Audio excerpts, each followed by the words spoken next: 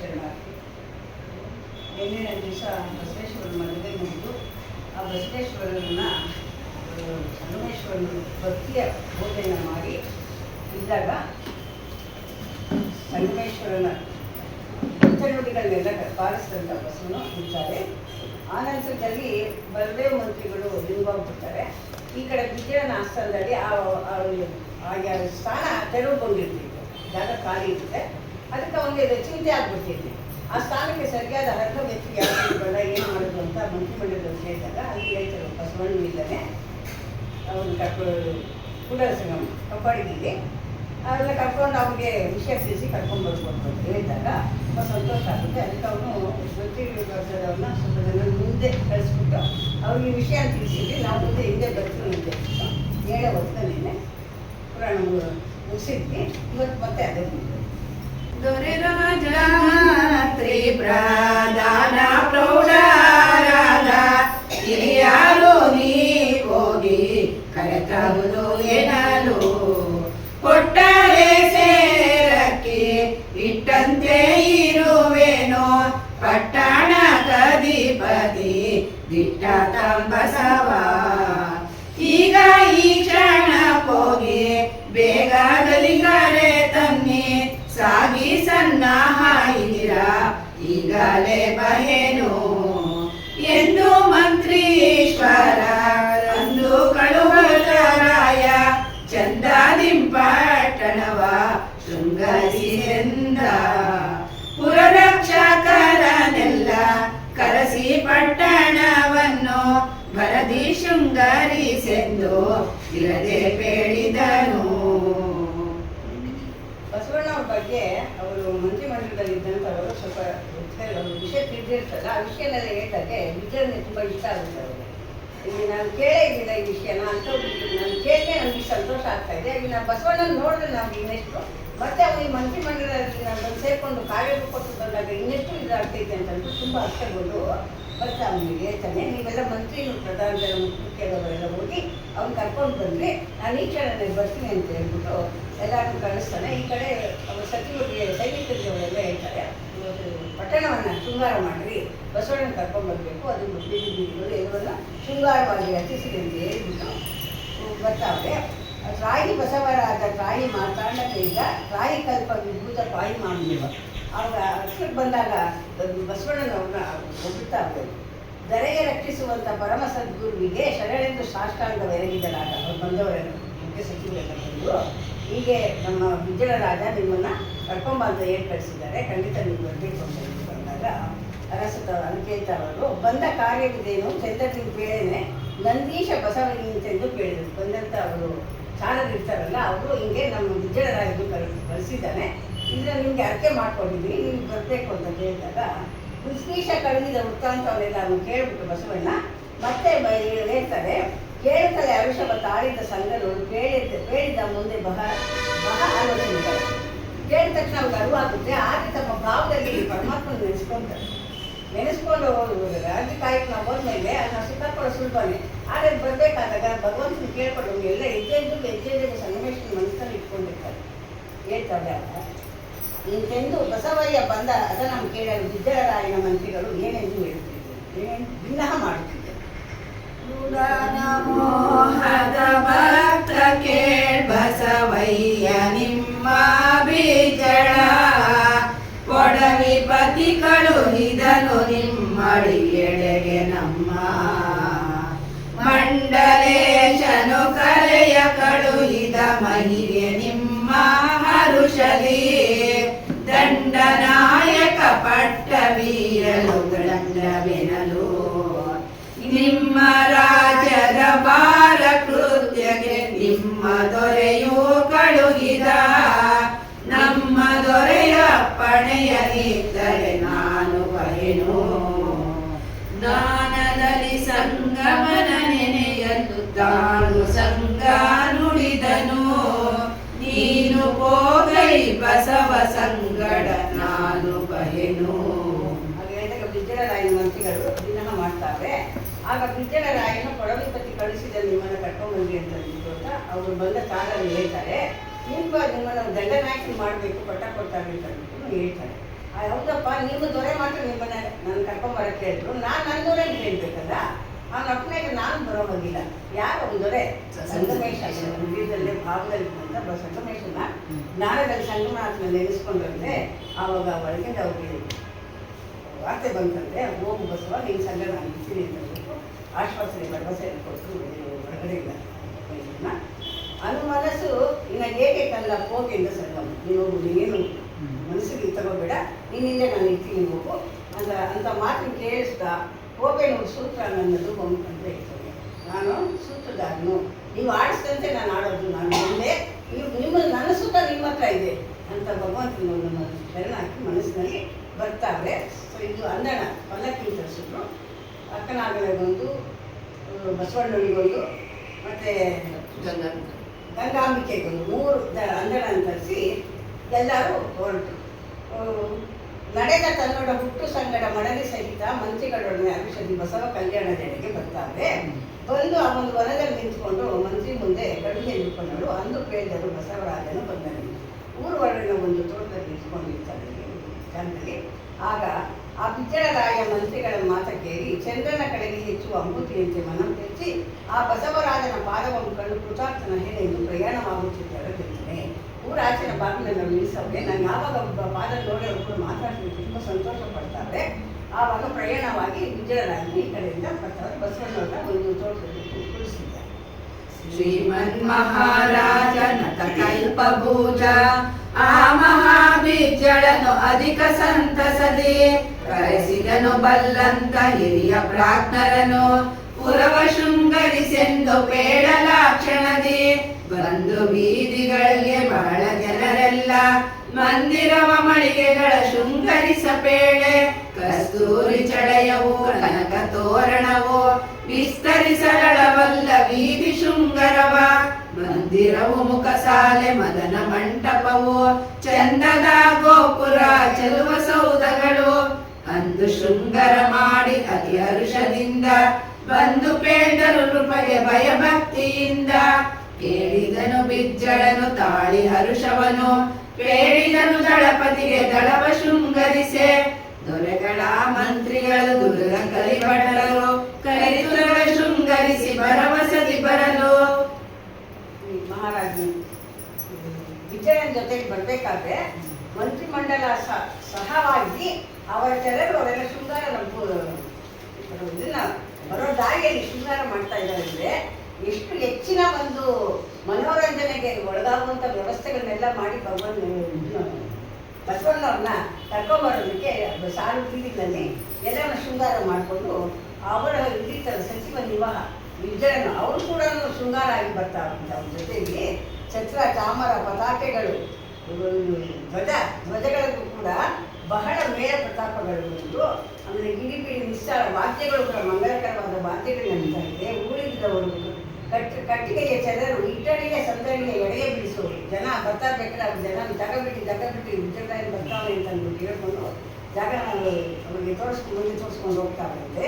ಪುರುಷರು ಸತಿಯರು ಪುಣ್ಯಾತ್ಮರೊಡನೆ ದೊರೆ ಹೊರಟ ಬಸವನನ್ನು ಜಿಬ್ಬಳೆಯನೆ ಅಂತ ಎಲ್ಲರೂ ಹೆಣ್ಮಕ್ಳು ಗಂಡ್ಮಕ್ಳು ಎಲ್ಲ ಸೇರಿಕೊಂಡು ಬಸವಣ್ಣನ ನಾವು ಎದುರುಗೊಂಡು ಕರ್ಕೊಂಡ್ಬರ್ಬೇಕು, ಅವನ ಸ್ವಾಗತ ಕೊಂಡು ಕರ್ಕೊಂಡ್ಬರ್ಬೇಕು ಅನ್ನೋ ಒಂದು ಸಂತೋಷದಲ್ಲಿ ಆ ವಿವಾಹ ಅಲ್ಲಿಗೆ ಬಂದು ನಿಂತಿದ್ದಂತೆ. ಆ ಸಮಯದಲ್ಲಿ ಶುಭ ಶಕುನಗಳಾಗುತ್ತಿದ್ದವು. ಹೊರಡಲು ತ್ವರಿತ ಚತುರ್ಗಡಾಗೆ ಅರಸನ ಶಿರದ ಬಲಪದಿ ಬಾಹು ಕೆತ್ತಲು ಹರುಷವೇರಿದನು. ಮುಂದಕ್ಕೆ ನಡೆಯಲಾಕ್ಷಣ ಬಂದರಿರುವರು ಭೂಸುರೋತ್ತಮ ಅಂದು ಮಂತ್ರಾಕ್ಷತೆಯ ಜಯಪ್ರದವೆಂದು ಹರಸಿದರು. ಅತ್ತ ಮುಂದಕ್ಕೆ ನಡೆಯ ವಾಯಸ ಹತ್ಯೆ ತಿದ್ದುತ ಹರಿಯ ವೃಕ್ಷಕ್ಕೆ ಮತ್ತೆ ಮುಂಗಡೆ ಮಂಜರವು ಬಲ ನಡಕೆ ಪಾರಿದುದು. ಮುಂದೆ ಹೋಗುತ್ತಿರಲು ಕಾವಡಿಯಿಂದ ಪಾಲ್ಗೊಡ ಸಾಲು ಪಿಡಿದೈ ತಂದರದ ನೋಡಿದನು ಬಿಜ್ಜಳನಂದು ಹರುಷದಲ್ಲಿ. ಬಲ್ಲವರ ಕೇಳುತ್ತ ಶಕುನಗಳೆಲ್ಲವನು ವಿಸ್ತರವ ಮಾಡುತ್ತ ನಿಲ್ಲಗೈದಿದ ಭೂಪ ಬಸವಯ್ಯನಿಗೆ ತಿರುಗ. ಅಲ್ಲಿ ಬರ್ತಾ ಇರ್ಬೇಕಾದ್ರೆ ಅನೇಕ ಶುಭ ಶಕುನಗಳಾಯ್ತಂತೆ. ಅರಸನ ಮನೆಯಿಂದ ಅರಮನೆಯಿಂದ ಹೊರಟಾಗ ಸೀನ್ ಬಂತಂತೆ. ಎರಡು ಸೀನ್ ಬಂದ್ರೆ ಶುಭ, ಒಂದು ಸೀನ್ ಬಂದ್ರೆ ಅಶುಭ, 2 ಸೀನ್ ಬಂತಂತೆ. ಶಿರಲ್ಲಿ ಬಲ ಬದಿ ಬಾಹು ಕೆತ್ತಲು ಅದ್ರು ಎರಡು ಭುಜ ಅದ್ರ ಅದು ಬಲಭುಜ ಅದ್ರ ಒಳ್ಳೆಯದು. ಏನೇನೋ ಇದ್ರಲ್ಲ ಇಟ್ಕೊಂಡವ್ರು ಅಂತ ಅವರಿಂದ. ಆಮೇಲೆ ಮುಂದಕ್ಕೆ ನಡೀತಾವಂತೆ. ಅವಾಗ ಬಂದವರು ಬೂಸರೋತ್ತಮರು ಇಬ್ಬರು ಬ್ರಾಹ್ಮಣರು ಇಬ್ಬರು ಬಂದರು. ಒಬ್ಬರಲ್ಲ, ಒಬ್ಬರು ಬರಬಾರ್ದು, ಇಬ್ಬರು ಬಂದರು. ಅದು ಮಂತ್ರಾಕ್ಷತೆಯ ಜಯಪ್ರದವೆಂದು ಹರಸಿದರು. ಅವರು ಬಂದು ಮಂತ್ರಾಕ್ಷತೆನ ಹಾಕಿ ನೀನು ದೈವಾಂಗ ಹೋಗ್ರಿ ಅಂತಲೂ ಹರಸಿಬಿಟ್ಟರು. ಮುಂದೆ ಬರ್ತಾ ಇರ್ಬೇಕಾದ್ರೆ ಕಾಗೆ ಬರ್ತಾ ಇದ್ದೆ ವೃಕ್ಷಕ್ಕೆ ಬಂದು ವೃಕ್ಷದ ಮೇಲೆ ಕುಳಿತುಕೊಂಡಂತೆ. ಆಮೇಲೆ ಇದು ಬೆಕ್ಕು ಬಲಗಡೆಯಿಂದ ಬಂದಿದೆ, ಎಡಗಡೆ ಬಂದಿಲ್ಲ ಅಪಶಕುನ, ಬಲಗಡೆಯಿಂದ ಹೋಗ್ತಿದ್ದಾರೆ. ಅದು ಒಂದು ಶಕುನ, ಶುಭ ಶಕುನ. ಆ ನಂತರದಲ್ಲಿ ಕಾವಡಿಯಿಂದ ಪಾಲ್ಗೊಡಲು ಸಾಲುಗಳು. ಕಾವಡಿ ಬಳಿಗೆ ಹಾಲಿನ ಇದನ್ನ ಇಟ್ಕೊಂಡ್ಬಿಟ್ಟು ಹಾಲು ಕ್ಷೀರ ಶುಭ ಒಂದೆರಡೇನೋ ಅನೇಕ ಗಂಟೆಗಳಲ್ಲಿ ಇಟ್ಕೊಂಡು ಬಂದಿದ್ದು. ಸಾಲು ಪಿಡಿದೆ ತಂದರದ ನೋಡಿದನು ಇದ್ದರ ತುಂಬ ಸಂತೋಷ ಆಯಿತು. ಶುಭ ಶಕುನ ಅನಿಸಿಕೆ. ಬಲ್ಲವರ ಕೇಳುತ್ತಾ ಶಕುನಗಳೆಲ್ಲ ಉಳಿದು ಅವರೆಲ್ಲ ವಿಸ್ತರಿಸಿ ಆಯ್ತವ್ರ ಜೊತೆಗಿದ್ದವ್ರು ಏನಿದೆ ಏನು ಶಕುನ ಅಂತ ಕೇಳ್ತಾರೆ. ಅವೆಲ್ಲರಿಗೆ ಒಳ್ಳೆಯದು ಒಳ್ಳೆಯದು ಹೇಳ್ತವೆ. ಅದೆಲ್ಲವನ್ನು ಕೇಳ್ಕೊಂತ ಭೂಪ ಬಸವಯ್ಯ ಅಲ್ಲಿಗೆ ಬೇಗ ಬಂದ. ಬಸವನ ಬಿಜ್ಜಳರಾಯನು ಬಸವಯ್ಯನನ್ನು ನೋಡಿ ಆಶ್ಚರ್ಯಪಟ್ಟು ಈತ ದೈವ ಪುರುಷನೆಂದು ಕರಕಮಲವನ್ನು ಮುಗಿದು ಪೀಠದಲ್ಲಿ ಕರವಿಳಿದು ಕುಡಿರಿಸಿಕೊಂಡು ಪ್ರಸಂಗವನ್ನು ಮಾಡಿಸುತ್ತಿದ್ದರು. ಬಿಜ್ಜಳರಾಯನು ಪ್ರಥಮ ಭೇಟಿ ಬಂದಿರು ಬಸವಣ್ಣನಿಗೆ. ಅವರು ಪ್ರಥಮ ಭೇಟಿ, ಇಬ್ಬರು ಒಬ್ಬರೊಬ್ಬರು ನೋಡಿರಲ್ಲ. ಬಿಜ್ಜಳರಾಯನು ಬಸವಣ್ಣನ ನೋಡಿದ ತಕ್ಷಣ ಅವನಿಗೆ ಪರಮಾಶ್ಚರ್ಯ ಆಯಿತು. ಚಿಕ್ಕ ವಯಸ್ಸಿನ ಹುಡುಗ, ಚಿಕ್ಕ ವಯಸ್ಸಲ್ಲಿ ಒಂದು ಪ್ರೌಢಾವಸ್ಥೆ ಇನ್ನೂ ಬಂದಿಲ್ಲ. ಆದರೂ ಕೂಡ ಮನಸ್ಸಿನ ಮುಖದ ಬರ್ಸಸ್ಸು ಕಡೆ ಭಸ್ಮ ಧರಿಸ್ಕೊಂಡಿದ್ದಂತ ನೋಡಿ ಅವನು ಮನಸ್ಸಿಗೆ ತುಂಬ ಸಂತೋಷ ಆಯ್ತಂತೆ. ಅವಾಗ ಕೈ ಹಿಡಿದು ಕರಪಿಂತಲ್ಲಿ ಕುಂಡಿಸ್ಬಿಟ್ಟು ಬಸವಯ್ಯ ಹೇಳ್ತಾವ್ರೆ, ಪರಮ ಪುರುಷ ಪಾವನಾಂಗ ಬಸವಯ್ಯ, ಸಕಲ ಧರೆಯ ಸಲಹುವಂತ ದೇವ ಬಸವಯ್ಯ, ಹಿರಿದು ರಾಜ್ಯ ಭಾರ ಕರ್ತ ಬಸವಯ್ಯ, ಸಂದ ಹೊರೆಯಲೇನು ನಿಮ್ಮ ಭಾವ ಬಸವಯ್ಯ, ಆತ ಮಾಡ್ಪ ಕಜ್ಜಾವನ್ನು ಬಸವಯ್ಯ, ನಿಮಗೆ ಖ್ಯಾತಿ ಮಿಗಿಲು ಕೊಡುವೆ ನಾನು ಬಸವಯ್ಯ, ಪ್ರೀತಿಯಿಂದ ಒಪ್ಪಿಕೊಳ್ಳಿ ಬಸವಯ್ಯ, ಬದಲು ಮಾತನಾಡಬೇಡ ಜೀಯ ಬಸವಯ್ಯ, ನಾವು ಶಿವನ ಭಕ್ತಿಯುತರು ಎಲೆರಾಯ, ನೀವು ಜಾವಕ್ಕೊಂದು ಮನಸ್ಸಿನವರು ಎಲೆರಾಯ, ಭಾವ ಶುದ್ಧವಿಲ್ಲ ನಿಮಗೆ ಎಲೆರಾಯ, ನಿಮ್ಮ ಆವರಿಸಿ ಕುಚಿತ ಜನರು ಎಲೆರಾಯ, ಒಡಲ ಕಿರ್ಚಿಗಾಗಿ ಕೆಲರು ಎಲೆರಾಯ, ಬಹಳ ಚಡಿತ ಚಾಡಿಗಳನ್ನು ಆಡಿ ಎಲೆರಾಯ. ಬಿಜ್ಜಳನು ಬಸವಣ್ಣನವನ್ನ ಹೊರಬಿಡ್ತಾವನು. ನಾನು ನಿಮ್ಮನ್ನು ಕರೆಸಿರೋ ಕಾರ್ಯವೇ ಬೇರೆ, ನಮ್ಮ ಸಚಿವ ಮಂಡಲದಲ್ಲಿ ನಿಮ್ಮೊಂದು ಕಾರ್ಯ ಕೊಡಬೇಕು ಅಂತ ಇದ್ದೀನಿ. ಆ ಭಾರದ ಕರ್ತವ್ಯವನ್ನು ನೀವು ನಿಭಾಯಿಸ್ತೀರಿ ಅನ್ನೋದು ನನ್ನ ಮನಸ್ಸಿಗೆ ಬಂದಿದೆ ಅಂತ ಹೇಳ್ತಾರೆ ಬಸವಣ್ಣವ್ರಿಗೆ. ಬರೆಯಲೇನು ನಿಮ್ಮ ಮಾವ ಬಸವಯ್ಯ, ನಿಮ್ಮ ಮಾವ ಇಟ್ಕೊಂಡು ದೊಡ್ಡದಾಗಿ ಕಾರ್ಯ ಎಲ್ಲ ಮಾಡಿ ಇವತ್ತಿಗೂ ಸಮರ್ಪಕವಾದ ರೀತಿಯಲ್ಲಿ ನಿರ್ವಹಿಸಿ ಹೋಗವ್ರೆ. ಅಂಥ ಕಾರ್ಯನ ನೀವು ದಕ್ಷತೆಯಿಂದ ಮಾಡ್ತೀರಿ ಅನ್ನೋ ಭರವಸೆನೂ ನಮಗಿದೆ. ಆ ಒಂದು ಇದರಿಂದ ನಾನು ನಿಮ್ಗೆ ವಹಿಸ್ಬೇಕು ಅಂತ ನೀವು ಕೊಡ್ತಾ ಇದ್ದೀನಿ ದೊಡ್ಡ ಕಾರ್ಯ. ಖ್ಯಾತಿ ಮಿಗಿಲು ಕೊಡುವೆ ನಾನು ಬಸವಯ್ಯ, ಖ್ಯಾತಿ ಮುಂದೆ ಅದು ಏನು ಇದಾಗಬೇಕು. ಇವರು ಇಂಥ ಕೆಲಸ ಮಾಡಿದ್ರಪ್ಪ ಅಂತ ಹೊಗಳ್ಬೇಕು. ಅವ್ರಿಗಿಂತ ಇವ್ರು ಹೆಚ್ಚಿನ ಕೆಲಸ ಮಾಡವ್ರೆ, ಸಾಮಾಜಿಕವಾಗಿ ಇದಕ್ಕೆ ಜನರಿಗೆ ಪ್ರಜೆಗಳಿಗೆ ನಾನು ಹೇಳಬೇಕು ಅನ್ನೋ ಆ ರೀತಿ ನೀವು ಮಾಡ್ತೀರಾ ಅಂತ ನನಗೆ ಗೊತ್ತು. ಅದಕ್ಕೋಸ್ಕರ ನಾನು ಹೇಳ್ತಾ ಇದ್ದೀನಿ ಅಂತ ಅಂದ್ಬಿಟ್ಟು ಅವ್ರು ಹೇಳಿದಾಗ ಇವ್ರು ಹೇಳ್ತಾರೆ, ಬಸವಣ್ಣವ್ರು ಹೇಳ್ತಾರೆ, ಅವರು ನಾವು ಶಿವನ ಭಕ್ತಿಯುತರು, ನೀವಾದರೆ ನೀವು ಸರ್ಕಾರದ ಆಡಳಿತದಲ್ಲಿ ಇವತ್ತಿ ಮಾತಾಡ್ತೀರಾ, ನಾಳೆ ಇನ್ನೊಂದು ಮಾತಾಡ್ತೀರಾ, ಏನೋ ಜಾಣತನದಿಂದ ನನ್ನ ಕರ್ಕೊಂಡೋಗಿ ಕೂತಿಸ್ಬಿಡ್ತೀರಾ, ನಾಳೆ ಚಾಡಿ ಮಾತುಗಳು ಹೇಳೋದು, ಅವರೇ ಹೇಳೋದು ಇವ್ರು ಹೇಳೋದು ಕೇಳ್ಕೊಂಡು ನಮ್ಮನ್ನು ಆವತ್ತು ಅಸಡ್ಡೆ ಮಾಡ್ತೀರಾ, ಅದಕ್ಕೆಲ್ಲ ನಾನು ಇದಾಗಲ್ಲ ಅಂತ ಅಂದ್ಬಿಟ್ಟು ಹೇಳ್ದಾಗಿತ್ತು. ಚಾಡಿ ಮಾತುಗಳು ಕೇಳ್ಕೊಂಡಾಗ ಅದಕ್ಕೆ ಕಡೆಯಲಾರು ಬಾರದಂತೆ ಎಲೆರಾಯ, ಸಂದು ಕೊಡದೆ ಕಾದುಕೊಂಡು ಇವರು ಎಲೆರಾಯ, ನೀನು ನನ್ನ ಮೇಲೆ ಇಟ್ಕೊಂಡು ಪ್ರೀತಿ ವಿಶ್ವಾಸಕ್ಕೆ ಚಾಡಿ ಪೌಡ್ರೆಲ್ಲ ಇರ್ತಾರಲ್ಲ ನೀವು ಸದನದಲ್ಲಿ, ಅವರು ಕಾಯ್ತಾ ಇರ್ತಾರೆ ಇಂಥ ಗೆಸ್ಟ್ ಆಗೋದಕ್ಕೆ. ಚಾಡಿಗೆ ಹೇಳಿ ಹೇಳಿ ನೀನು ಕಿವಿ ಮೇಲೆ ಬಿತ್ತಿದಾಗ ನೀನು ಒಂದಲ್ಲ ಒಂದ್ಸಲ ನಮ್ಮ ಮೇಲೆ ಕ್ರಮ ತಗೊಳ್ಬೋದು. ಆವಾಗ ನಾವು ಇದು ಮಾಡೋಕ್ಕಾಗಲ್ಲ. ಇವತ್ತೆಲ್ಲ ಒಪ್ಪಿಸ್ಕೊಳಕ್ಕೆ ನೀನು ಬಂದಿದ್ದೀಯಾ, ನಾವು ಒಪ್ಕೊಂಡು ಬರ್ಬೋದು, ಇಂಥವೆಲ್ಲ ನಡೀತಿದ್ದೆ, ಅದು ಬೇಡ ಅಂತಂದ್ಬಿಟ್ಟು ಹೇಳಿದಾಗ. ಮತ್ತು ಇದು ಹೋದ ಹಣದ ಒಲಪ ನರಿಯಲೆರಾಯ, ರಾಜ್ಯಕ್ಕಾದ ಕೇಳ ವಿಚಾರಿಸಲು ಎಲೆರಾಯ, ಮತ್ತು ಏನೇನೋ ರಾಜಕೀಯದ ವಿಷಯಗಳನ್ನೆಲ್ಲ ತಗೊಂಡು ಅವರು ಕೇಳ್ತಾರೆ, ಬಸವಣ್ಣ ಹೀಗಾಗುತ್ತೆ ಹಾಗಾಗುತ್ತೆ, ಅದಕ್ಕೆ ನೀನು ಆವಾಗ ಜಾಣತನದಿಂದ ಆ ಕಡೆ ಕಿವಿ ಓಡಿದ್ರೆ ನಮ್ಗೆ ಅವಾಗ ತೊಂದರೆ ಆಗ್ತಿದ್ದೆ. ಅದಕ್ಕೆ ಎಲ್ಲರೂ ಸತಿಯ ಮಾತ ಕೇಳಿದವರು ಎಲೆರಾಯ, ರಾಜ್ಯ ಸ್ಥಿತಿಯ ತಾವು ಕಾಣಲಲ್ಲಿಯ ಎಲೆರಾಯ. ಇಲ್ಲೊಂದು ಹೇಳ್ತಾರೆ, ಸತಿಯ ಮಾತ ಕೇಳಿ ರಾಮ ಎಲೆರಾಯ. ಜಾನಕಿ ಮಾಯಾಮೃಗನ ಕೇಳಿ ರಾಮನ ಹೋದ, ಎಂಥೋ ಆಯಿತು. ಹಾಗೆ ಹೆಣ್ಮಕ್ಳಿಗೆ ಚಾಡಿ ಮಾತು ಕೇಳಿನೂ ಗಂಡಸರು ನಮ್ಮನ್ನು ಈಗ ತೆಗೆದಾಕ್ಬೋದು, ಒಂಥರ ಚಾಡಿ ಮಾತು ನಮಗೆ ತೊಂದರೆ ಆಗುವಂಥ ಕೆಲಸಗಳು ಕೊಡ್ತಾರೆ. ಆದ್ದರಿಂದ ನಮ್ಗೆ ಬೇಡಪ್ಪ ಅಂತ ಹೇಳ್ಬಿಟ್ಟು ಹೇಳ್ತಾರೆ. ಯಥಾ ರಾಜ ತಥಾ ಪ್ರಜಾ. ರಾಜನ ಹೇಗಿರ್ತಾನೋ ಪ್ರಜೆಗಳು ಹಾಗೆ ಇರ್ತಾರೆ ಗೊತ್ತು. ಆದರೆ ಇಲ್ಲಿ ವೈರತ್ವ ಬಂದಾಗ ರಾಜ ರಾಕ್ಷಸನಂತೆಯೂ ಆಗ್ಬೋದು, ಮಂತ್ರಿ ವ್ಯಾಘ್ರನಂತೆ ಆಗ್ಬೋದು, ಸೇನೆಗಳ ಕತ್ತೆಯಂತೆ ಒಬ್ಬರಿಗೊಬ್ಬರಿಗೆ ಕಲಹ ವೈರತ್ವವಿರುವ ರಾಜ್ಯವು ಕ್ಷೀಣವಾಗುತ್ತದೆ. ಆದ್ದರಿಂದ ನಾನು ರಾಜನು ಭೂದೇವಿಯಂತೆಯೂ ಪ್ರಧಾನಿ ಪರ್ವತದಂತೆಯೂ ಸೇನೆಗಳು ಕಲ್ಪವೃಕ್ಷದ ಹಾಗೆ ಇದ್ದಂಥ ರಾಜ್ಯವು ರುಚಿಯಾಗುವುದೆಂದು ಶ್ರೀ ಬಸವೇಶ್ವರ ದೇವರು ಹೇಳಲು ಬಿಜ್ಜಳರಾಯನಿಗೆ ನಿಂತಿದ್ದರು. ನೀನು ರಾಜನಾಗಿ ಒಂದು ಯಥಾರ್ಥವಾದ ನಿರ್ಣಯ ತಗೊಂಡು ಸಮರ್ಪಕವಾದ ರೀತಿಯಲ್ಲಿ ನೀನು ರಾಜ್ಯಭಾರ ಮಾಡಬೇಕು. ಅವರು ಮಾತು ಕೇಳಿದ್ರೆ ನಮ್ಮನ್ನು ಉದ್ದಟತನ ತೋರಿ ನಮ್ಮನ್ನು ಏನು ಮಾಡ್ಕೊಂಡು ಅಂದಾಗ ನೀವು ಇವಾಗ ಏನಾಯ್ತು, ಬಿಜ್ಜಳರಾಯ ಏನು ಹೇಳ್ತಾನೆ, ಕೇಳು ಬಸವೇಶ್ವರನ ಲೋಕದ ಕಾಡು ಮತಿಯ ದೊರೆಗಳ ಹೇಳಬೇಡ ಆ ರೀತಿಯವರಿಗೆ ಹೇಳಬಹುದು. ಪನ್ನಗೇಂದ್ರನ ಹರಣ ಪರಶಿವ ನಿನ್ನಲಿಲ್ಲಿ ಕಳುಹಿದ, ನನ್ನ ಕರ್ಮವು ದೂರ ಹೋಯಿತು ನಾನು ಮುಕ್ತ. ಲೋಕದೊಳಗಿನ ಕಾಕು ದೊರೆಗಳು ಸಾಕು ನನಗೆ ಸಾಟಿಯೇ, ಲೋಕನಾಯಕ ದೇವ ಕರುಣಿಸು ವಿವೇಕಿ ನಾನು. ಅರಸನನ್ನ ವಿಮಾನ ನಿನ್ನದು ಅಖಿಲ ರಾಜ್ಯ ಕರ್ತನು, ಹರ್ಷದಿಂಸೆ ರಕ್ಕಿ ಇದ್ದರೆ ಸಾಕು ನಮಗೆ. ನಾನು ನಿನಗೆ ಮಾತು ತಪ್ಪೆನು ನನ್ನ ಸ್ವಾಮಿ ಜಿನ್ನನ, ಧ್ಯಾನ ತಪಸ್ಸಿಗಳಾಣೆ ನಮ್ಮಯ ಗುರುಗಳಾಣೆ. ಮಂತ್ರಿ ಮಾಡಾಗ ರಾಜನ ಬಗ್ಗೆ ಅನೇಕ ವಿಷಯಗಳು ಹೇಳಿದಲ್ಲ ಬಸವಣ್ಣವರು. ಒಂದು ಬಿಜ್ಜಳರಾಜ ಹೇಳ್ತಾನೆ, ಬಸವೇಶ್ವರ ನೀನು ಯಾರೋ ಮಾತು ಕೇಳ್ಕೊಂಡು ನೀನು ಇಲ್ಲದೆಲ್ಲ ನಾನು ಹೇಳ್ತಾ ಇದೀಯಾ, ಆ ರೀತಿ ಆಗೋದಿಲ್ಲ, ಅವ್ರಿಗೆ ಬೇಕಾಗಿಲ್ಲ. ಪನ್ನಗೇಂದ್ರ ಪರಶಿವ ನಿನ್ನನ್ನು ಭಗವಂತನೇ ಇಲ್ಲಿ ಕಳಿಸ್ಕೊಟ್ಟಿದ್ದಾನೆ ನನ್ನ ರಾಜ್ಯಭಾರಕ್ಕೆ ಸರ, ಅದಕ್ಕೆ ಅವ್ರು ಎತ್ತಿ ನೀನು ನನ್ನ ಕರ್ಮ ದೂರ ಹೋಯ್ತು, ಅಲ್ಲಿ ನಾನು ಆ ಥರ ನೀನು ನಡ್ಕೊಳ್ಳಲ್ಲ. ಅಷ್ಟಕ್ಕೂ ನಾನು ಲೋಕದೊಳಗಿನ ಕಾಕು ದೊರೆಗಳು ಸಾಕು ನನಗೇನು ಸಾಕಿದೆ.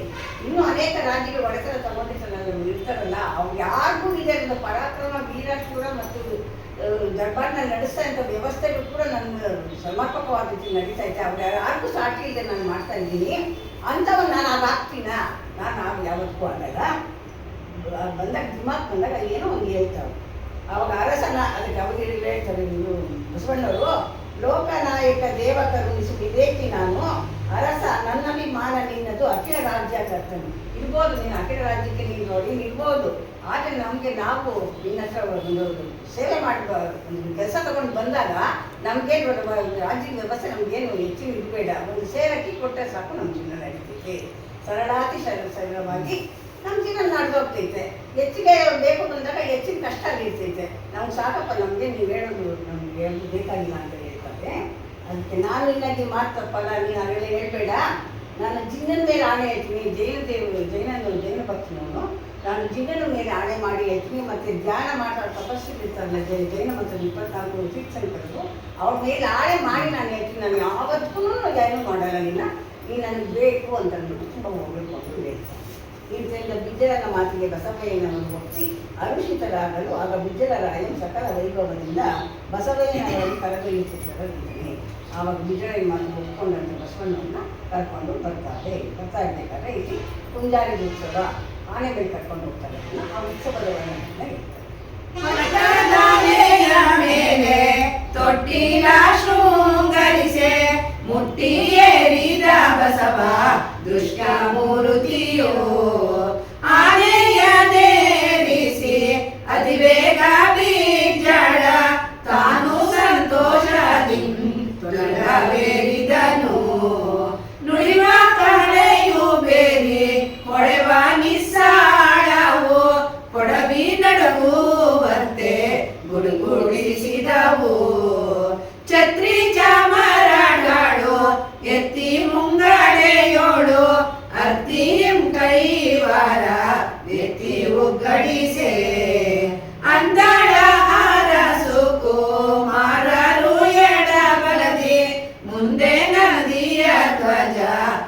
ವೇಗದಿಂದ ನಡೆಯೇ ಭಟ್ಟರೂಢಿಗಾದವರು ಎಷ್ಟಿಯನ್ನು ಪಿಡಿದು ಇಟ್ಟಣಿಯ ಸಂದಣಿಯ ಎಳೆಯ ಬಿಡಿಸುವರು. ಆನೆ ತರಿಸ್ತಾರೆ ಬಿಜರಾಯನು. ಆನೆಗೆ ನಂಬಾರಿ ಇಟ್ಬಿಟ್ಟು ಬಸವಣ್ಣವ್ರು ಕೂರಿಸ್ಕೊಂಡು ತೊಟ್ಟಿಡೋದೆಲ್ಲ ಶೃಂಗಾರ ಮಾಡಿಕೊಂಡು ಕರ್ಕೊಂಡು ಹೋಗ್ತಾರೆ. ಆನೆಗೂ ಶೃಂಗಾರ, ಹಬ್ಬಕ್ಕೂ ಶೃಂಗಾರ, ಪ್ರೀತಿಯಿಂದ ಶೃಂಗಾರ. ಅವ್ರ ಜೊತೆ ಹೋಗ್ತಾ ಇರ್ಬೇಕಾದ್ರೆ ಎಲ್ಲರೂ ಸುಲಗ ಇದು ಕುದುರೆಗಳು, ಕಹಳೆಗಳು ಎಲ್ಲ ಜೋರಾಗಿ ಮರಿತಾ ಇರುವಂತೆ ಕೈವಾರ ಎತ್ತಿ ಬಡಿಸಿ ದೊಡ್ಡ ಧ್ವನಿಯಿಂದ ಅವರು ಶಬ್ದ ಮಾಡ್ತಾ ಇದ್ದಂತೆ ವಾದ್ಯಗಳು. ಮತ್ತು ಭಟ್ಟ ಉಳಿದವರಿಗೆ ಎಷ್ಟಿಯನ್ನು ಪಿಡಿದು, ಎಷ್ಟಿಯನ್ನು ಕೋಲು, ಭಟ್ಟ ಉಳಿದವರು ಕೋಲು ಇಟ್ಕೊಂಡು ಮುಂದೆ ಹೋಗ್ತಾ ಅವರ ಕೈಯಲ್ಲಿ ಒಂದು ಆಗಿದ್ದಾರೆ ಇಟ್ಕೊಂಡು ಹೋಗ್ತಾವೆ. ಮದ್ದಳೆ ತಾಳ ಎಲ್ಲ ತಾಳಗೆಲ್ಲ ತಂಬೂರಿ ವಾದ್ಯಗಳೆಲ್ಲ ನುಡಿಸ್ತಾ ಇದ್ದಾರೆ. ಅದ್ರ ಜೊತೆಯಲ್ಲಿ ಮುಂದೆ ಬೆಂಗಳ ಮೇಳ ಮುಂದೊತ್ತಿ ನಡೆಯೋದು ಹೆಣ್ಮಕ್ಳು ಇದ್ರಂತೆ. ಅವಾಗ ಮೆರವಣಿಗೆ ಹೆಣ್ಮಕ್ಳು ಬಂದಿದ್ರಂತೆ. ಅರಸು ಬೀಜರ ಬಸವರಾಜ ಸರಸ್ವತಿ ಕಲ್ಯಾಣಪುರದ ನಡೀತಾ ಇರಬೇಕಾದ್ರೆ ರಾಜಬೀದಿಗಳೆಲ್ಲ ರಾಜೀವ ಮುಖಿಯರು ಎಡಬಿಡದೆ ಎಲ್ಲ ಕಡೆ ನಿಂತು ನೋಡ್ತಾವಂದ್ರೆ ಧೂಪ ಸಾಮ್ರಾಣಿಗಳೆಲ್ಲ ಮಂಗಳಕರವಾದ ವಿಶ್ವಾಸನೆ ಭರಿತವಾಗಿ ಅವನ್ನ ಬರಮಾಡ್ಕೊಳ್ತಾವ್ರೆ. ಬಸವ ಕುಮಾರನೇ ಶಶಿಧರ ಸಮರೂಪ ಅಸಮಾಕ್ಷ ದೇವರು ಜಯಕುಮಾರ ಜಯ ಜಯ ಬಸವನ ಜಯ ಜಯ ಅಂತ ಉದ್ಘಾಟಿಸ್ಕೊಂಡು ಬರ್ತಾವಂತೆ. ಗರೆಗಲಿಕ ಬಸವನ ಮೆರವಣಿಗೆ ನೋಡುವರೆ ಪುರದ ಜನ ಬರುವ ಬರ ಬಸವಲ್ಲಿ ನಿಂಬೆ ತಡೆಬಡೆಯ ಮುಳ್ಳು ತಲೆಯಡರಿ ಮುಕ್ಕರಿಸುತ್ತ ಕೆಡುವ ದರಿಯದ ಓಡಿ ನಡೆಯ ಪುರ ಜನರು ಅಂಗನೆಯ ಆಭರಣ ಶೃಂಗಾರವನು ತಮ್ಮ ಅಂಗದೊಳು ತೊಡುವ ತಿರುವಂಗಡೆ ನೆಂಬೆ ಒಡೆಯ ಬಸವನ ನೋಡ್ಪ ಕಡುವೇಗಲೋರ್ ವಸತಿ ಉಡುವ ನುತಿ ತಡವೆಂದು ನಡುವ ಸುತ್ತಿದಳು ಚರಣ ಕಡೆಯವ ತನ್ನ ಕಳಕಿಟ್ಟು ಒಬ್ಬ ಸತಿ ಕಡದ ಕಡಗವ ತನ್ನ ಚರಣ ಕಿಕ್ಕಿದಳು ಒಪ್ಪು ನಾಸಿಕ ಕಿಕ್ಕಿ ಸುಪ್ಪಾಡಿ ಮೂಗುತಿಯ ಒಪ್ಪದಿಂದಲಿ ಕಿವಿಗೆ ತಪ್ಪದಿಕ್ಕಿದಳು ಮೃಡನ ಭಕ್ತನ ನೋಡ್ಪ ಕಡುವೇಗಲೋ ಬಸತಿ ನಡುವಿನೊಡ್ಯಾಣ ಕೊರಳೆಡೆಗೆ ಧರಿಸಿದಳು. ಕವಿ ಸ್ವಲ್ಪ ಮನೋರಂಜನೆ ಮಾಡ್ತಾ ಇದ್ದಾರೆ. ಯಾವ ರೀತಿ ಅಂತಂದ್ರೆ ಬಸವಣ್ಣ ಸಂಭ್ರಮವನ್ನು ಬರ್ತಾ ಇರ್ಬೇಕಾದ್ರೆ ಏನೇನು ನಡೀತು ಅಂತ ಚಿಕ್ಕದವ್ರು ಹೇಳ್ಬಿಡ್ತೀನಿ. ಯಾಕೆಂದ್ರೆ ನಮ್ಗೆ ಮನೋರಂಜನೆ ಬೇಕು ಸ್ವಲ್ಪ. ಮೆರವಣಿಗೆ ನೋಡ್ಬೇಕಾದ್ರೆ ಪುರದ ಜನರು ಬರುವ ಅವಸರದಲ್ಲಿ ಏನಪ್ಪ ಅದು ಸಂಭ್ರಮ ಏನ್ ಹೇಳಿ ಅಂತ ಅನ್ಕೊಳ್ತಾವ್ರಂತೆ. ತಡೆಬಡೆಗೊಳ್ಳುತ್ತಲ್ಲಿ ಎಡೈ ಮುಗ್ಗಿಸ್ತಾವ ಒಬ್ಬರ ಮೇಲೆ ಒಬ್ಬರು ನಾನು ನೀನು ಅವ್ರು ತಂಡವು ನಾನು ಒಬ್ಬರು ನೋಡ್ಬೇಕು ಜಾಗ ಸಿಕ್ಕಲ್ಲ ನನಗೆ ಅಂತ ಆ ರೀತಿ ಮುಗಿಸ್ಕೊಂಡು ಹೋಗ್ತಾರಂತೆ. ಈ ಹೆಣ್ಮಕ್ಳಾದ್ರೆ ಅಂಗನೆಯರ ಆಭರಣ ಶೃಂಗಾರವನ್ನು ತಮ್ಮ ಅಂಗಗಳು ತೊಳೆಯುವ ಅದನ್ನ ಬೇಗ ಒಡವೆ ವಸ್ತ್ರ ತೊಟ್ಕೊಂಡು ಅದನ್ನು ಸಂಭ್ರಮಕ್ಕೆ ಹೋಗ್ಬೇಕು ಅಂತ ಎಲ್ಲ ಒಡವೆಗಳು ತೆಕ್ಕೊಂಡು ಇಟ್ಕೊಂಡಿದ್ದಾರಂತೆ. ಕಿವಿ ಇಟ್ಕೊಳ್ಳೋದು ಮೂಗಿಟ್ಕೊಂತಾರಂತೆ. ಯಾರೋ ಒಬ್ಬ ಸತಿ ಸೀರೆ ತಂದಂತೆ ಉಟ್ಕೋಬೇಕು ಅಂತ ಹೋಗೋದು ಹಳೆ ಸೀರೆ ಚೆನ್ನಾಗಿ ಉಟ್ಕೊಳ್ಳೋಣ ಅಂತ ಆ ಸೀರೆ ನೆರಗೇರಿ ಉಟ್ಕೊಳ್ಳೋದು ನಿಧಾನ ಆಗುತ್ತೆ ಅಂತ ಅಂದ್ಬಿಟ್ಟು ಎಲ್ಲ ಸುತ್ತಿ ಸ್ವಂತ ಸಿಕ್ಕಿ ಸ್ವಲ್ಪ ಚೆಲ್ಲಾಕೊಂಡು ಹೊರಟಾಗುತ್ತೆ. ಅಲ್ಲ ಒಂದು ಮನೋರಂಜನೆ ನಮಗೆ. ಹಾಗೆ ಕಿವಿಗೆ ಇಟ್ಕೊಳ್ಳೋದು ಕಾಲು ಇಟ್ಕೊಂತಾವ್ರೆ. ಆಮೇಲೆ ಒಡ್ಯಾಣ ಅದನ್ನ ನಡುವು ತರಿಸ್ಬೇಕು. ಅದನ್ನ ಒಳಗೆ ಹಾಕ್ಕೊಂತಾವ್ರೆ, ಒಳಗೆ ಹಾಕೊಂಡು ಕಿವಿಗೆ ಹಾಕ್ಕೊಂತಾವ್ರೆ. ಈ ರೀತಿ ಕಾಲುಗಳನ್ನು ತೆಗೆದು ಕೈಗೆ ಹಾಕ್ಕೊಂತಾವ್ರೆ, ಕೈಗೆ ಅಂತ ಕಾಲಿಗೆ ಧರಿಸ್ಕೊಂತಾವ್ರೆ. ಆಮೇಲೆ ಅಡಿಕೆ ಬಾಯಿಯೊಳಗಿಟ್ಟು ಮುಡುಕು ಕಿವಿಯೊಳಗಿಟ್ಟು ಕಡುಬೇಗ ಒಬ್ಬ ಸತಿ ನಡೆದು ನೋಡುವಳು. ತಾಂಬೂಲ ಹಾಕೊಂಡು ಇರ್ತಾ ಇದ್ರಲ್ಲ ಅವ್ರ ಅಡಿಕೆ ಬಾಯಿ ಇಟ್ಕೊಂಡು ಕಿವಿ ಒಳಗೆ ಅರ್ಜೆಂಟ್ ಅಲ್ಲೋಗಿ ಹಾಕೊಳ್ಳೋಣ ನೋಡೋಣ ನಮ್ಮ ಮುಂದೆ ಹೋಗ್ಬಿಡುತ್ತಲ್ಲ ಏನು ಭಾವನೆ ಅಂದರೆ ಆ ಮೆರವಣಿಗೆ ಮುಂದೆ ಹೋಗ್ಬಿಟ್ಟು ಆಮೇಲೆ ನಮ್ಗೆ ಸಿಕ್ಕೋದಿಲ್ಲ. ನಾವು ಯಾವ್ದಾದ್ರು ಒಂದು ನೋಡ್ಬೇಕಾದ್ರೆ ನಾವೆಲ್ಲ ಬೇಗ ಹೋಗ್ತೀವಿ. ಆ ರೀತಿ ಅವ್ರಿಗೆ ಕೊಡ್ತಾರಂತೆ. ಬೆಳಗು ವೇಣಿಗಳು ಕೂಡಿ ನಡೆದ ರತಿ ಬೇಗ ಬೇಗ ಅಲ್ಲಿ ಕೂತಾವಂತೆ ಮನೆಯಲ್ಲಿ ಅಕ್ಕಪಕ್ಕವ್ರನ್ನ ಬಂದ್ರಿ ಅಕ್ಕಯ್ಯ ಅಣ್ಣಯ್ಯ ಬಂದ್ರಿ ಬೇಗ ಬಂದ್ರಿ ಮುಂದೆ ಹೋಗ್ತಾ ಇದೆ ಸಾಲು ನಮ್ಗೆ ಸಿಕ್ಕಲ್ಲ. ಆಮೇಲೆ ಅವರು ಮೆರವಣಿಗೆ ಹೋಗ್ಬಿಟ್ರೆ ಅವ್ರು ನೋಡೋಕ್ಕೆ ಬಂದ್ರಿ ಅಂತ ಕೂಗ್ತಾ ಇರ್ಬೇಕಾದ್ರೆ ಅಂಬರದಿ ದೇವಸಭೆ ಮುಂಬರಿ ನೋಡಿದಲ್ಲಿ ಗಂಭೀರ ಪೂಮರಿಗೆ ಸಂಬಂಧಿಸಿ ಪ್ರಪಂಚದ ಜನರು ಅಲ್ಲಿನ ಜನರು ಬಿದ್ದರೆ ರಾಜನ ಆಸ್ಥಾನದಲ್ಲಿ ಒಳನಲ್ಲಿದ್ದಂಥ ಜನರು ಈಗ ನೋಡಿದ್ರೆ ಅಂಬರದಲ್ಲಿ ಕೂಡ ಸುರರು ಹೂಮಳೆಗತ್ತ ನೋಡ್ತಾ ಬಸವಣ್ಣನ ವಿಜಯವನ್ನು ಕರ್ಕೊಂಡು ಹೋಗೋ ರೀತಿ ಏನಿದೆ ಅನ್ನೋದನ್ನು ನೋಡ್ತಾ ಹೋಗುತ್ತೆ. ಈ ರೀತಿಯಲ್ಲಿ ಸಕಲ ಸಂಭ್ರಮದಿ ಅರಮನೆಗೆ ವಿಜಯಗೈದು ರತ್ನಖಚಿತವಾದ ಸಿಂಹಾಸನದ ಮಧ್ಯದಲ್ಲಿ ಬಸವೇಶ್ವರ ದೇವರನ್ನು ವಿಜಯರಾಯನು ಕರವಿಳಿದು ಮುಹೂರ್ತವನ್ನು ಮಾಡಿಸಿ ಕುಳಿತಿರುವ ಸಮಯದಲ್ಲಿ ಕೈಲಾಸದಿಂದ ಲಿಪಿಗಳು ಬೀಳಲು ಆಗ ವಿಜಯರಾಯನು ಕರಣಿಕರನ್ನು ಕರೆಸಿ ಏನೆನ್ನುತ್ತಿದ್ದನು. ಮತ್ತು ಇಲ್ಲಿ ಸಂಭ್ರಮ ಮೆರವಣಿಗೆ ಮುಗಿದಾದ್ಮೇಲೆ ಅರಮನೆ ಹತ್ತಿರ ಹೋದಾಗ ರತ್ನಖಚಿತವಾದ ಸಿಂಹಾಸನ ಏರ್ಪಾಡು ಮಾಡಿದ್ದಲ್ಲಿ ಅದನ್ನು ಕಟ್ಕೊಂಡೋಗಿ ಅವರು ವಿಜಯರಾಜನ ಬಸವಣ್ಣನ ಕುಳಿತುಕೊಂಡಿದ್ದಾರೆ. ಒಂದು ಸ್ವಲ್ಪ ಕೂತ್ಕೊಳ್ತಾರೆ. ಇದಕ್ಕಿದ್ದಂಗೆ ಒಂದು ಲಿಪಿ ಬಿಟ್ಟೋಗ್ತಾರೆ. ಆ ಲಿಪಿದ ವಿಷಯ ಏನು ಅಂತಂದರೆ, ಆ ಭವನ ಕಟ್ಟಿದಾಗ ಅವ್ರು ಯಾರೋ ಬಿಟ್ಟು ನಿರೀಕ್ಷೆದಾಗ ಬಂದಿದ್ದು ಕೈಲಾಸದಿಂದ ಬಂದ್ಕೊಳ್ತಿದ್ದು ಬಗ್ಗೆ ಹೇಳ್ತಾರೆ.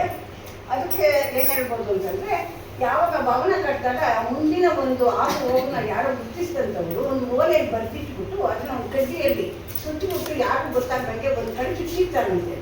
ಯಾವುದೋ ಕಾಲಕ್ಕೂ ಚುಚ್ಚಿದ್ರು ಬಚ್ಚಿದ್ರು, ಇನ್ನೊಂದು ಮತ್ತೊಂದು ಜಗ್ಗಿ ಕಾರಣ ಬಸವಣ್ಣ ಅಲ್ಲಿ ಬರಬೇಕು, ಅದರ ಲಿಪಿ ಇರಬೇಕು, ಮುಂದೆ ಅವರಿಂದ ಹೆಚ್ಚು ಪೋಷಕಾರಿಕೆ ತಿನ್ನಬೇಕು, ಅವೆಲ್ಲ ಆಗಬೇಕು. ಆ ಒಂದು ಕಾರಣದಿಂದ ಆ ಲಿಪಿ ಅಲ್ಲಿಗೆ ಬಿದ್ದಿದ್ದಾರೆ. ಬಸವೇಶ್ವರರು ದೇವಲಿಪಿಯನ್ನು ಓದಿದ ಪವಾಡ. ಸಕಲ ಸಾಮಾಜಿಕರು ಸರ್ವರಿರುತಿಹರು, ಅಖಿಲ ಶಾಸ್ತ್ರವ ಬಲ್ಲ ಆಗಮಾಯುತರು, ಅಟ್ಟವಡೆ ಕುಳವರ್ಗ ಅಧಿಕ ಪ್ರತಿಕರ್ತ, ಶ್ರೇಷ್ಠರಾದರು ಬನ್ನಿ ಸೇರಿಲಿ ತನಕ. ವೇದ ಶಾಸ್ತ್ರಾಗಮವ ಸಾಧಿಸಿದ್ದವರು, ವೇದಾಂಗಮಗಳರ್ಥ ಶೋಧಿಸಿದ್ದವರು, ವೇದ ಶಾಸ್ತ್ರಗಳನ್ನು ಒಡಲ ತುಂಬಿದರು ಎಂದು ಕರೆಸಲು ರಾಯರೆಲ್ಲರೊಂದಾಗಿ ಬಂದು ನೋಡಿದರು ಲಿಪಿಯ ಬಹಳ ಬಗೆಯಲ್ಲಿ. ಹಿರಿಯರು ಕಿರಿಯರು ನೆರೆಜಾಣರೆಲ್ಲ ಬರೆದು ನೋಡಿ ಲಿಪಿಯ ಒಳಗಬಲ್ಲವರು, ಅರೆಪಾರಸಿಯಲ್ಲ ಅರಬ್ಬಿಯಲ್ಲ, ಗೀರ್ವಾಣ ತಾನಲ್ಲ ಗಿರಿಜಪತಿ ಬಲ್ಲ, ಆಂಧ್ರ ದ್ರಾವಿಡ ಕನ್ನಡಾದಿ ಮೊದಲಾದ ಹೊಂದಿದ ಲಿಪಿಯೆಲ್ಲ ಹೊಸತು ಈದರೆಗೆ ಎಂದು ಎಲ್ಲರೂ ನೋಡಿ ಯಾರು ತಿಳಿಯದಲೆ ಮುಂದು ಕಾಣದೆ ಎಲ್ಲ ಮುಖವ ಬಗ್ಗಿಸಲು ಅಂದು ಕಂಡನು ರಾಯ ಅವರ ಬಗೆಯನ್ನು. ವಿದ್ಯಾನ ಆಸ್ಥಾನದಲ್ಲಿ ಅಖಿಲ ಶಾಸ್ತ್ರವೆಲ್ಲ ಆಗಮಾಯಿತರು ಎಷ್ಟೋ ವಿಪ್ರರು ಬಹುವಿಧ ವಿಭುಧರು ಪಂಡಿತರು ಎಲ್ಲರೂ ಇರ್ತಾರೆ. ಅದು ಇರಬೇಕಾದ್ರೆ ಅವ್ರಿಗೆಲ್ಲ ಮಂತ್ರಿ ಕೈ ಕೊಟ್ಟರೆ ಲಿಪಿನ ಓದ್ಸಕ್ಕೆ ಕೊಡುವಂತ ದುಡ್ಡು ಕೊಡ್ತಾರೆ. ಶ್ರೇಷ್ಠರಾದವರು ಬನ್ನಿ ಸೇರಿದ್ದೀರಲ್ಲ ಇಲ್ಲಿ, ಅವರೆಲ್ಲ ಇದನ್ನ ಈ ಪತ್ರನ ಓದಿ ಅದ್ರಲ್ಲಿ ಏನು ಬಂದಿದೆ ಅದನ್ನ ನಮಗೆ ತಿಳಿಸ್ಕೊಡ್ಬೇಕು ಅಂತ ಕೊಡ್ತಾರೆ.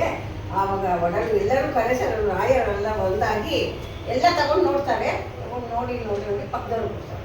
ಎಲ್ಲರೂ ಅಲ್ಲಿದ್ದವ್ರು ಎಲ್ಲರೂ ನೋಡಿ ಬಸವಣ್ಣ ಅವಾಗ ತಾನೇ ಬಂದಿರ್ತಾನೆ, ಅವನ ಕಡೆ ಅವ್ನ ಗಮನ ಹೋಗಿರಲ್ಲ. ಇನ್ನು ನಮ್ಮ ಮಕ್ಕಳಿಂದ ಇಬ್ಬರು ಇರ್ತಾರಲ್ಲ, ಬಹಳ ಉತ್ತಮರು ಪಂಡಿತೋತ್ತಮರು, ಏನು ದಿಗ್ಗಜನಗಳು ಅವರೆಲ್ಲ, ಅಂಥವ್ರಿಗೆ ತಗೊಂಡು ಅಂತ ಹೇಳ್ತಾರೆ. ಅರೆ ಪಾರಸಿಯಲ್ಲ ಅರಬ್ಬಿಯಲ್ಲ, ಗೀರ್ವಾಣ ಸಂಸ್ಕೃತನೂ ಅಲ್ಲ, ದ್ರಾವಿಡ ಕನ್ನಡಾದಿ ಮೊದಲಾದ ಒಂದರ ಲಿಪಿ ಇಲ್ಲ, ಯಾವುದೂ ಅರ್ಥ ಇಲ್ಲ. ಅವರು ಸಂಸ್ಕೃತ ಯಾವುದೂ ಲಿಪಿ ಇಲ್ಲ, ನೋಡಿದಂಥವ್ರು ಅರ್ಥ ಇದೆ. ಇದು ಯಾವ ಲಿಪಿಯಪ್ಪ ನಾವು ಓದೋಕ್ಕೆ ಅಂತ ನಮ್ಗೆ ಆಗಲ್ಲ ಅಂತ ಅಂದ್ಬಿಟ್ಟು ಪೇನ್ಸಿಲ್ ಇಟ್ಕೊಂಡಿದ್ದಾರೆ. ಆಗ ಎಲ್ಲರಿಗೆ ತಿಳಿದೇ ಮುಖ ಬಗ್ಗಿಸ್ಕೊಂಡು ಬಿಟ್ಕೊಂಡ್ಬಿಟ್ಟಂತೆ. ಏಕೆ ಅವಮಾನ ಆಯ್ತಲ್ಲ ಒಂಥರ ನಾವು ಸಭೆಯಲ್ಲಿ ಬಿಟ್ಟಾಗ ಯಾವ ಏಜ್ ಇದ್ದಾಗ ಅದು ಒಂದು ನಮ್ಮ ಅವ್ರವ್ರಿಗೆ ಭಾವನೆ ಬಂದ್ಬಿಡ್ತದೆ. ಅದಕ್ಕೆ ಅದನ್ನು ಕಂಡು ರಾಯ ಏನು ಹೇಳ್ತಾನೆ ಅಂತಂದರೆ, ಇಂತು ಮುಖವನ್ನು ತಗ್ಗಿಸಿದ ಕರಣಿಕರನ್ನು ನೋಡಿ ವಿಜಯರಾಯ ಏನೇನುತ್ತಿದ್ದನು. ಆವಾಗ ಮನಸ್ಸಿಗೆ ಗೊತ್ತಿದ್ದ ಖೇದ ಉಂಟಾಗುತ್ತೆ. ಏನು ನನ್ನ ಮಂತ್ರಿಮಂಡಲದಲ್ಲಿ ಇಷ್ಟೊಂದು ಜನ ನಾನು ಇಟ್ಕೊಂಡಿದ್ದೀನಿ, ವಿಜಯರಾಯ ಅಂದರೆ ಭೂಮಂಡಲಕ್ಕೆ ಅವನು ಅಧಿಪನು, ಅಂಥವನ ಅಧಿಪತ್ಯದಲ್ಲಿ ಸಕಲ ಸನ್ನಾಹದಿಂದ ಇದ್ದಂಥ ಎಲ್ಲ ಬುದ್ಧವರೇ ಎಲ್ಲ ಇರ್ತಾರೆ. ಒಂದು ಪತ್ರ ಹೋದಷ್ಟು ಒಂದು ಪತ್ರ ಹೋದಷ್ಟು ನಮ್ಮ ಮಂಡಲದಲ್ಲಿ ಇಲ್ವಲ್ಲ ಒಬ್ಬರು ನಾವು, ಅವನು ಬೇಜಾರಾಗ್ಬಿಟ್ಟು ಆವಾಗ ಹೇಳ್ತಾವನೆ. ಅಗ್ರಹಾರವನುಣ್ಣ ಬನ್ನಿ, ಎರಡೊಡವೆ ನುಗ್ಗಾಡಿ ತಿನ್ನುವರೆ ಬನ್ನಿ, ಸ್ವರ್ಗತನ ಕಲಿ ಮಾತಾಡ ಬನ್ನಿ, ನಿಮ್ಮ ಅಗ್ಗಳೆಯ ಕಳಕೊಂಡೆವೆನ್ನಿ, ತೋಪೆ ತುಪ್ಪ ಪಾಯಸ ಉಣ್ಣ ಬನ್ನಿ, ಹೊಟ್ಟೆಯನ್ನು ನೇವರಿಸಿ ಉಣ್ಣ ಬನ್ನಿ, ಜಗದ ಮಾತುಗಳಾಡ ಬನ್ನಿ, ನಿಮ್ಮ ಬಗೆ ಇಲ್ಲಿ ಕಾಣಿಸಿತು ಎನ್ನಿ, ಯಕ್ಷರೊಳಗಣ ಮಾತನೆಲ್ಲ 1,00,000ವಾದರೆ ನುಡಿವಿರೆಲ್ಲ, ಭಿಕ್ಷಾ ಪಾತ್ರಕರು ನೀವೆಲ್ಲ 3 ಅಕ್ಷರವ ಗುರುತರಿಯರಲ್ಲ, ಮಧುವರಸ ಜಾಣ ಮಂತ್ರೀಶ ಒಬ್ಬ ಚತುರನಿಲ್ಲವೇ ಮಂತ್ರಿ ಪ್ರಕಾಶ, ಸದರಿನೊಳು ಎನ್ನ ಮನಲೇಸ ಪಡೆವ ಹೃದಯವನ್ನು ತೋರು ಮಂತ್ರೀಶ, ಕೇಳು ಬಿಜ್ಜಳರಾಯ ನೀನು ಸದ್ಯ ಬಾಳಾಕ್ಷ ಬಸವಯ್ಯ ತಾನು, ಬೇಡುವನು ಸಕಲ ವಿವರವನು ಮನಸ್ಸು ಕೋಳು ಹೋಗದೆ ಕೇಳು ನೀನು. ವೇದ ಆಗಮಗಳಿಂದ ಓದಿ ಪಂಡಿತರಾದಂಥವರು ನೀವರೆಲ್ಲನೂ ಇವತ್ತು ಮಗನಂತ ಕೂತಿದ್ದೀರಾ. ಆದರೆ ನೀವು ತಿನ್ನೋವಾಟ ಭೋಜನ ಕೊಟ್ಟಾಗ ನಾನು ಒಂದು ತಾನು ಅಂತ ತಿನ್ನಕ್ಕೆ ಹೋಗ್ತೀರಲ್ಲ ನೀವು. ಈ ಒಂದು ವಿಷಯ ಅಲ್ಲ ಒಂಥರ ಇದು ಮಂದಿ ಮಾತನಾಡ್ತಾರೆ. ಸ್ವರ್ಗ ತನಕರಿ ಮಾತಾಡ ಬನ್ನಿ. ಸ್ವರ್ಗಕ್ಕೆ ಮಾತು ಬೇಕಾದ್ರೆ ಬೇಕಾದಷ್ಟು ಆಡ್ತೀರಾ, ಅದು ಕಾರ್ಯರೂಪಕ್ಕೆ ಬರಬೇಕಾದಾಗ ಹಿಂದೆ ಸರಿಬಿಡ್ತೀರಾ. ಈಗ ಏನು ಒಂದು ಕೇವಲ ಮಾಡಿದ್ದೀರಾ, ಏನೇ ಅಡುಗೆ ಎಲ್ಲ ತಿಂದ್ರಿ ನೀವು, ಬೆವರಿಸಿ ಉಂಡ ಬನ್ನಿ, ಜಗದ ಮಾತುಗಳಾಡ ಬನ್ನಿ. ನಿಮ್ಮ ಬಗ್ಗೆ ಒಂದಿಷ್ಟು ಇದ್ದಿಲ್ಲ, ಊಟಕ್ಕೆ ಮಾತಾಡಲಿಲ್ಲ ಅದಕ್ಕಷ್ಟೇ ಅಂತ ಬಂದಾಗ ಯಕ್ಷರೊಳಗನ ಮಾತನೇ ಇಲ್ಲ. 1,00,000 ವಾದಗಳು ಉಳಿದಿದೆ. ಕುಳಿತುಕೊಂಡು 1 ಗಂಟೆ ಬೇಕಾದ್ರೂ ಅದು ಇದು ಹರಟೆ ಹೊಡಿತೀವಿ. ಇಂಥ ಒಂದು ಸಂದಿಗ್ಧ ಪರಿಸ್ಥಿತಿಯಲ್ಲಿ ಈ ಮಾತನ್ನು ಬಿಡಿಸಿ ನನಗೆ ಹೇಳೋದು ನನಗೆ ಪಾಂಡಿತ್ಯ ಇಲ್ಲ. ಅದಕ್ಕೆ ಅವರಿಗೆ ಬೇಜಾರಾಗಿ ಭಿಕ್ಷಪಾತ್ರಕರು ನೀವೆಲ್ಲ 3 ಅಕ್ಷರ ಗುರುತರಿಯರಲ್ಲ. 3 ಅಕ್ಷರ ಗುರುತು ಕೂಡ ಕಾಣದೇ ಇರೋದು ಇವತ್ತು ಈ ಥರ ಆಗಿದೆ. ನಿಮ್ಗೆ ಅದೇನು ಬೇಕಾಗಿಲ್ಲ ಅಂತಂದ್ಬಿಟ್ಟು ಮಧುವರಸಗಳು ಮಂತ್ರೀಶ್ ಅವನು ಚದುರನು ನಿಂತಿರ್ತಾನೆ. ಮಂತ್ರಿಗೆ ಹೇಳ್ತಾರೆ ಮಧುವರಸ ಬಪ್ಪ ಇಲ್ಲಿ ನೀನು ಚದುರನು ಮಂತ್ರಿ ಆಗಿರೋನು, ನೀನು ಈ ಸದರಿನಲ್ಲಿ ಈ ಸಭೆಯಲ್ಲಿ ಏನ ಮನಲೇಸ ಪಡೆಯುವ ಒಬ್ಬ ಹೃದಯವನ್ನು ತೋರಿಸು. ಈ ಪತ್ರ ಓದೋಂಥವ್ರು ಯಾರು ಇದ್ದಾರೆ ನೀವು ನೋಡಪ್ಪ, ನನಗೆ ಬೇಜಾರಾಗಲಿಲ್ಲ, ಈ ವಿಷಯ ಬೇಕು, ಯಾರು ಹೇಳ್ತಾ ಇಲ್ಲ ಅಂತ ಹೇಳಿದಾಗ ಅವ್ರು ಬಿಜ್ಜಳರಾಯ ನೀನು ಅವ್ನು ಹೇಳ್ತಾನೆ ಮಧುವರಸ ಕೇಳು ಬಿಜ್ಜಳರಾಯ ನೀನು ಸತ್ಯ ಬಾಳಾಕ್ಷ ಬಸವಯ್ಯ ತಾನು ಕೇಳುವನು. ಈ ಬಸವಣ್ಣ ಬಂದಿದ್ದಾರೆ ಆತನ ಬಂದು ಕೂತಿದ್ದಾರೆ. ಅವ್ರೇನು ಯಾವ ಎಷ್ಟು ದಿವಸ ಎಷ್ಟೊತ್ತು ಆಗಿಲ್ಲ ಬಂದು ಅವ್ರು ಹೇಳ್ತಾರೆ ಕೊಡೋಣ ಅಂತಂದ್ಬಿಟ್ಟು ಅವ್ರ ಕೈಗೆ ಪತ್ರನ ಕೊಡ್ತಾರಂತೆ. ಬೇಡುವೇನು ಸಕಲ ವಿವರವನ್ನು ಮನಸ್ಸು ಕೋಡು ಹೋಗದೆ ಕೇಳು. ನಿಮ್ಮ ಮನಸ್ಸಲ್ಲಿ ಕೋಪ ಮಾಡ್ಕೊಬೇಡ, ಬಸವಣ್ಣ ಕೈ ಕೊಡ್ತೀನಿ ಅವರನ್ನು ಹೇಳ್ತಾರೇನೋ ಶಾಂತಿ ತಗೋ ಅಂತೇಳಿ ಮಧುವರಸ ತನ್ನ ಮಂತ್ರಿ ರಾಜನಿಗೆ ಸಮಾಧಾನ ಹೇಳ್ತಾರೆ. ಆ ಮಾತಿಗೆ ಬಿಜ್ಜಳರಾಯನು ಸಂತೋಷಪಟ್ಟು ಬಸವಯ್ಯನ ಮುದ್ದಿಸಿ ದುಂಡಾಡಿ ಮುಖವನ್ನು ನೋಡಿ ಆ ಲಿಪಿಶಾಸ್ತ್ರ ಹಸ್ತದಲ್ಲಿತ್ತು. ಎನ್ನ ದೇವ ಈ ಪ್ರಸಾದ ವಾಕ್ಯವನ್ನು ಪಾಲಿಸಿ ನಾನು ಬಸವೇಶ್ವರ ದೇವರು ಆ ಲಿಪಿ ನಿರೂಪವನ್ನು ಓದುತ್ತಿದ್ದರಂತಾನೆ. ಶ್ರೀಮತೋ ಗಿರಿಜಾನಾಥಂ ಪ್ರೇಮದಿ ಬಿಜ್ಜಳಗೆ ಅರಸಿ ಕಳುಹಿದ ವಿವರಂ ಹೇಮಗಿರಿ ಪ್ರಮಥ ನಿಕರಂ ಭೂಮಿಗೆ ಬಂದಲಿದ ತಿಳಿ ತಾಮಸ ಬೇಡಂ. ದರೆ ಹೆಚ್ಚುತ್ತೈತೆ ರಾಜ್ಯದ ಸಿರಿ ಹೆಚ್ಚುಗೆ ಮುಂದೆ ನಿನ್ನ ಭೋಗಂ ಪೇಚ್ಚುಗಂ. ಪುರ 48 ಯೋಜನ ಬರದಿನ ಕಲ್ಯಾಣ ಹಿಗ್ಗೆ ಮೆರೆವುದು ಮುಂದುಂ. ಅರಸನ ಗದ್ದುಗೆ ಕೆಳಗೆಯೇ ಇರುವುದು ಏಟಾಳದೇಳು ಕೊಪ್ಪರಿಗೆ ಹಣಂ. ಇರುವುದು ಮುತ್ತಿನ ಗದ್ದುಗೆ ಗುರುತಿದು ನೋಡಿ ರಾಯ ಪರಿಕಿಸು ಎಂದಂ. ಬಸವಣ್ಣವರು ಆ ಲಿಪಿನ ಕೈ ತಗೊಂಡು ಮನಸ್ಸಿನಲ್ಲಿ ಸಂಗಮೇಶ್ವರ ನೆನೆಸ್ಕೊಂಡು ಲಿಪಿನ ನೋಡ್ತಾವ್ರೆ. ಅವ್ರಿಗೆ ಸಂದೇಹ ಬಂದು ಇದು ಬುತ್ಕನ್ನಡಿ ತರಿಸ್ಕೊಡ್ರಿ ನನಗೆ ಅಂತಾರೆ. ಅವ್ರು ತಂದು ಬುತ್ಕನ್ನಡಿ ಕೊಟ್ಟಾಗ ಆ ಬುತ್ಕನ್ನಡಿ ಮುಂದೆ ಲಿಪಿ ಕಾಗದದ ಪತ್ರನ ಇಡ್ತಾರೆ. ಇಟ್ಟಾಗ ಅದರಲ್ಲಿ ಆ ಪತ್ರದಲ್ಲಿ ತಲೆ ಕೆಳಗಾಗಿ ಬರ್ತಿರ್ತಾರೆ ಅಲ್ವಾ. ತಲೆ ಕೆಳಗಾಗಿ ಬರ್ತಿದ್ದು ಇವತ್ತು ಇವಾಗ ಗೊತ್ತಾಗ್ಬಿಟ್ಟು ಅದನ್ನು ಯಾವ ರೀತಿ ಓದೋದು ಅಂತ ಇವಾಗ ಹೇಳ್ತಾರೆ. ಶ್ರೀಮತು ಗಿರಿಜಾನಾಥಂ ಪ್ರೇಮದಿ ಬಿಜ್ಜಳಿಗೆ ಅರಸಿ ಕಳುಹಿದ ವಿವರವನ್ನು ನಾನು ಹೇಳ್ತೀನಿ. ಹೇಮಗಿರಿ ಪ್ರಮಥ ನಿಕರ ಭೂಮಿಗೆ ಬಂದಿ ಹರಿದ ತಿಳಿ ತಾಮಸ ಬೇಡಂ. ಈ ಭೂಮಿಗೆ ಲೋಕಕ್ಕೆ ಬಿಜ್ಜಳ ರಾಜ ಇದೆಯಲ್ಲ ಕಲ್ಯಾಣಕ್ಕೆ ಬರ್ತಾರೆ, ಪ್ರಮಥ ನಿಕರ ಬರ್ತಾರೆ. ಬಿಜ್ಜಳನ್ನು ಹೇಳ್ತಾ ಇದಕ್ಕೆ ಮಂತ್ರಿಮಂಡಲದಲ್ಲಿ ಎಲ್ಲರಿಗೂ ಹೇಳ್ತಾವೆ. ಭೂಮಿಗೆ ಬಂದಿಹರು ಅದನ್ನು ತಿಳಿ ನೀನು ತಾಮಸ ಅಜ್ಞಾನಿ ಆಗ್ಬೇಡ. ದರೆ ಮುಂದೆ ಏನಾಗ್ತೈತೆ, ದರೆ ಹೆಚ್ಚುತ್ತೈತೆ, ರಾಜ್ಯದ ಸಿರಿ ಹೆಚ್ಚಿಗೆ. ದರೆಯಲ್ಲಿ ಏನು ರಾಜ್ಯದ ಎಲ್ಲರೂ ಸಾಮಾಜಿಕ ಪ್ರಗತಿ ಸಾಧಿಸೋದಕ್ಕೆ ತುಂಬ ಯೋಜನೆಗಳು ಬರ್ತದೆ. ಆಮೇಲೆ ನೀನು ಭೋಗ ಹೆಚ್ಚಾಗ್ತೈತೆ, ಸಿರಿ ಹೆಚ್ಚುತ್ತೈತೆ. ಮತ್ತೆ 48 ಯೋಜನ ಒಂದು ಯೋಜನೆ 12 ಮೈಲಿ ಅಂತ 48 ಯೋಜನೆ ವಿಸ್ತೀರ್ಣ ಇತ್ತಂತೆ ಬಿಜ್ಜಳನ ರಾಜ್ಯ. ಅದು ಇನ್ನೂ ಹೆಚ್ಚುತ್ತೆ. ಅಷ್ಟು ಇನ್ನೂ ಮಿತಿ ಇನ್ನೂ ಆ ಕಡೆ ಬರ್ತೈತೆ ನಿಮಗೆ. ಮುಂದೆ ನಿನ್ನ ಭೋಗಂ ಪೆಚ್ಚುಕು ಪುರ 48 ಯೋಜನ ಬರದಿನ ಕಲ್ಯಾಣ ಇಕ್ಕಿ ಮೆರೆಯುವುದು ಮುಂದೆ ನಡೀತೈತೆ. ಮತ್ತೆ ಅರಸನ ಗದ್ದುಗೆ ಕೆಳಗೆ ಇನ್ನೂ ಒಂದು ವಿಷಯ ಇದೆ, ಅದು ಮುಖ್ಯವಾದ. ಅರಸನ ಗದ್ದುಗೆ ಇದ್ದೀರದ ಅರಸನ ಕೂತಿದ್ದು ಅದ್ರ ಕೆಳಗಡೆ 7 ತಾಳದ ಕೊಪ್ಪರಿಗೆ ಹಣ ಇದೆ. ಒಬ್ಬ ಮನುಷ್ಯ 7 ಅಡಿ ಮನುಷ್ಯ ಯಾತನ ಅಷ್ಟು ಗಾತ್ರದ ಒಂದು ಕೊಪ್ಪರಿಗೆಗಳು ಹಣ ಇದೆ. ಅಷ್ಟಲ್ಲದೆ ಇನ್ನೂ ಒಂದು ಮುತ್ತುರತ್ನದ ಒಂದು ಗದಿಗೆನೂ ಇದೆಯಪ್ಪ ಅಂತ ಹೋಗ್ತಾರೆ. ಆ ಲಿಪಿಯಲ್ಲಿ ಓದಬೇಕಾದಾಗ ಬಸವಣ್ಣ ಒಂದು ಕನ್ನಡಿಯನ್ನು ತರಿಸ್ತಾರೆ. ಆ ಕನ್ನಡಿಯ ಮುಂದೆ ಆ ಪತ್ರನ ಇಳಿದಾಗ ಅದರಲ್ಲಿ ಚಾಚು ತಪ್ಪದೆ ಎಲ್ಲವೂ ವಿವರ ಅವ್ರಿಗೆ ಗೊತ್ತಾಗ್ತೈತೆ. ಆ ವಿವರವನ್ನು ಇವಾಗ ಅವರು ಸದನದಲ್ಲಿ ಎಲ್ಲವನ್ನು ತಿಳಿಸ್ಕೊಡ್ತಾರೆ ಕೊಟ್ಟರು.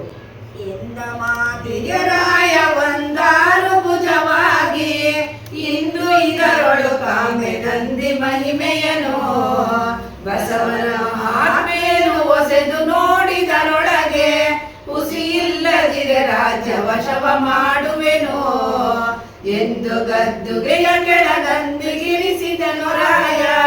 ಅಂದು ಕಂಡನು ಬಸವನೆಂದಂತ ಕುರುಹ 7 ಕೂರಿಗೆಯ ತಾಳಿದ ಪ್ರಮಾಣದಿ ಒಂದು 7 ಕೊಪ್ಪರಿಗಿರಲು ತಾಳಿ ಹರುಷವನು.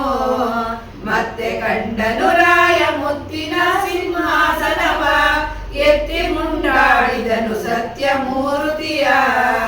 ಬಾರಯ್ಯ ಬಸವಯ್ಯ ಬಾರೆನ್ನ ಜೀವನವೇ ಬಾರಯ್ಯ ಜಗದೊಳಗೆ 6 ಸರಿ ನಿಮಗೆ.